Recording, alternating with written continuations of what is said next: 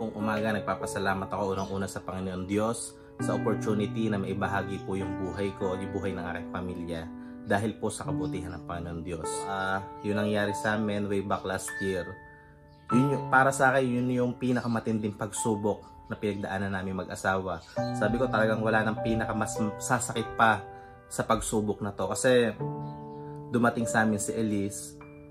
Hindi ko kino-considered na si Elise yung pinaka-worst na nangyari sa buhay ko. Actually, si Elise yung pinakamagandang nangyari sa buhay ko. Kasi talagang sa lahat ng anak ko, sa 4 na anak ko, si Elise yung pinaka-espesyal. Ako yung unang nakahawak sa kanya. Kasi nga nung time na yon, ako po yung nagpaanak sa asawa ko. Kasi inabot na nga po siya sa ward room. Kaya nung time na yon, talagang sabi ko, sobra ako nabibless kasi ako po yung unang nakahawak doon sa anak ko. Nung na-diagnose po si Elise ng multiple congenital, meron po siyang butas sa puso, may cleft lip, may cleft palate, may hydrocephalus, may club foot. Sabi ko, parang Lord, grabe naman po ata to. Parang pinakyaw na ng anak ko lahat ng sakit. Kaya nga po, nung time na yon, sobrang gulo ng isip ko, kung sino-sino yung nilalapitan ko, tinatawagan ko, para kahit pa paano magkaroon ako ng lakas ng loob. Napakahirap po sa sitwasyon namin mag-asawa nung time na yon. Everyday, hawak ko si Elise, buhat ko siya. Pinagpe-pray ko na, Lord, sana naman po i-extend mo po yung buhay ng batang to. Kasi unang-una, tanggap po namin kung ano po yung binigay nyo sa amin. Pero sana naman po, ipagkatiwala nyo po siya sa amin ng matagal at mahaba pang panahon. Kaya nga, hindi po kami bumitaw mag-asawa. Sabi ko po sa Panginoon Diyos, kahit po ganong kahirap yung sitwasyon namin ngayon, still magtitiwala pa rin po kami sa inyo.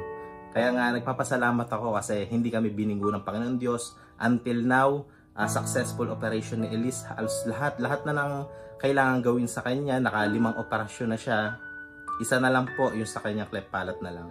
Noong time na yon, talagang sabi ko, hindi lang talaga isang pagsubok, isang matinding dagok yung dumating sa amin noong time na yon. Dahil sumabay naman din yung na ICU si Vien, yung isa ko pong anak na special child din na may cerebral palsy. Noong time na yon kasi, sobra yung busy namin kay Elise para maoperahan siya.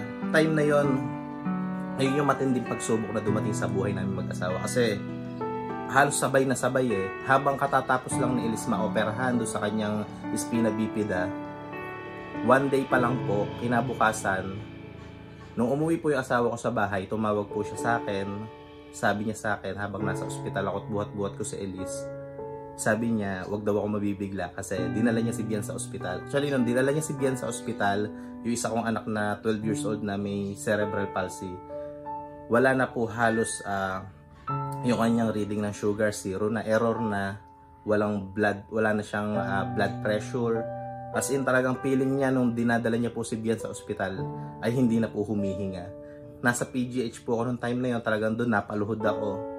Tinanong ko, Panginoon Diyos, sabi ko, Lord, ganto ka ba talaga kagalit sa akin? Sabi ko, ano ba talaga yung gusto mo mangyari sa akin? Gusto mo na ba talaga akong sumuko?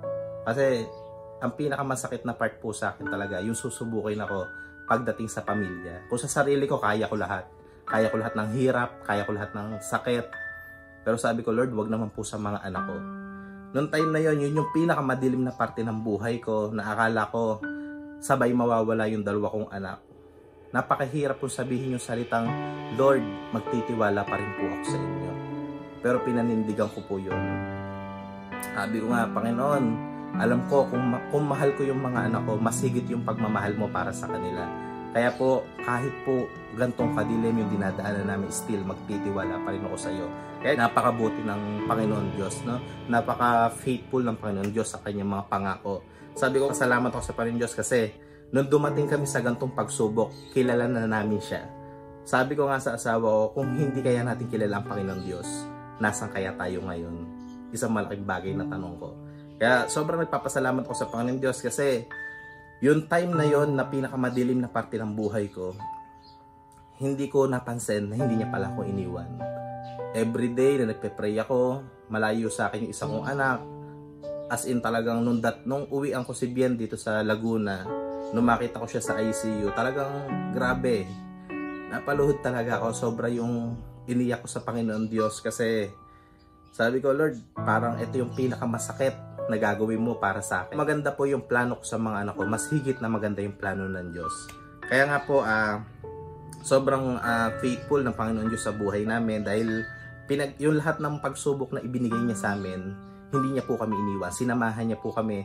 Kaya nga isang bagay na pinagpapasalamat ko na dumating sa amin yung mga ganong pagsubok kasi nakita ko yung worth, no, yung halaga ko bilang isang tatay, bilang isang tao, bilang isang padre de pamilya sa pamilyang to. Kaya nga, pinagpapasalamat ko hindi lamang po sa lahat ng pagpapala, maging sa mga pagsubok na dumadating sa amin.